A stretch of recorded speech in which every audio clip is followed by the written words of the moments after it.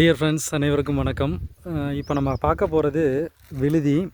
இந்த விழுதி அப்படிங்கிறது வந்து பார்த்திங்க அப்படின்னாக்கா, இந்த மாதிரி கிராமப்புறங்களில் சாலை ஓரங்களில் வந்து இந்த மாதிரி உங்களுக்கு வந்து ஓரத்தில் முளைச்சிருக்கும். இது எதற்காக எந்தெந்த விஷயத்துக்காக இதை பயன்படுத்துகிறோம் அப்படின்னு சொல்லி கேட்டிங்கன்னா, வைத்தியர்கள் காலங்காலமாக பயன்படுத்துகிறது வந்து உங்களுக்கு வந்து பார்த்திங்கன்னா, சித்த மருத்துவத்தில் பெருவியாதிகள் அப்படின்னு சொல்லக்கூடிய கொள்ளை நோய்களுக்கு பயன்படுத்துவோம். ஸோ அதில் பல்வேறு விதமான வழிமுறைகள் இருக்குது.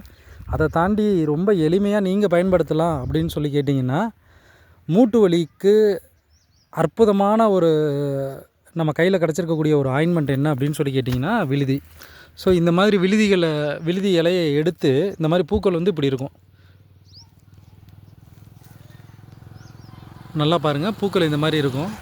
ஸோ இந்த இலையை பறித்து இந்த இலையை பேஸ்ட் மாதிரி நல்லா அரைச்சி மூட்டுகளில் தடவிட்டு வந்தீங்க அப்படின்னாக்கா வலி வீக்கம் அது எல்லாமே குறைச்சிரும்.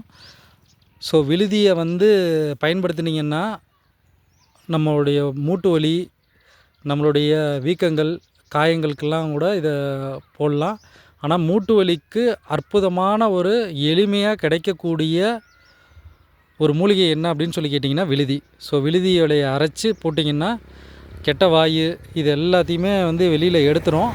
அது இல்லாமல் சிறுநீர் தொற்றுகளுக்கு, அதாவது குழந்தைங்கள்லாம் வந்து பார்த்திங்க அப்படின்னாக்கா ஸ்கூல் டாய்லெட்லலாம் பார்த்திங்க அப்படின்னாக்கா எல்லோரும் போயிட்டுருக்கிற இடம் பப்ளிக் டாய்லெட்டில் இந்த மாதிரி போகிறவங்க அவங்களுக்கெல்லாம் வந்து பாலியல் நோய்கள், இப்போ பாலியல் தொந்தரவுகள் அப்படி அந்த மாதிரி இருக்கிற இடத்துலலாம் வந்து உங்களுக்கு வந்து அந்தரங்க உறுப்புகளில் இச்சிங்லாம் இருக்குது அப்படின்னாக்கா இதுவுமே உங்களுக்கு வந்து காய்ச்சி நல்லா அந்த தண்ணியில் அலசுனீங்க அப்படின்னாக்கா அந்த தொற்றுகள் எல்லாமே வந்து உங்களுக்கு வந்து கம்ப்ளீட்டாக கிளியர் ஆகும். அதோடு சேர்த்து கொஞ்சம் மஞ்சள் போட்டுக்குங்க, பசு மஞ்சள்.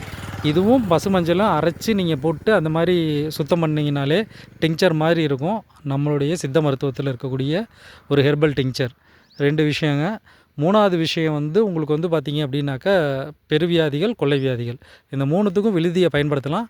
அதை தாண்டி நுரையீரல் சுவாச பிரச்சனைக்கும் இதோட கஷாயங்களை குடிச்சிங்க அப்படின்னாக்கா ஓடாதவங்க கூட ஓடுவாங்க. இது ஊருக்குள்ளே சொல்வழக்காக பயன்படுத்துகிறது மட்டும் இல்லை, நம்ம வந்து சித்த மருத்துவர்கள் ரொம்ப ரொம்ப சூட்சுமமாக பயன்படுத்தக்கூடிய ஒரு ரகசியம் இல்லை, இதுதான் உண்மை. ஸோ பயன்படுத்துங்க நண்பர்களே. நன்றி.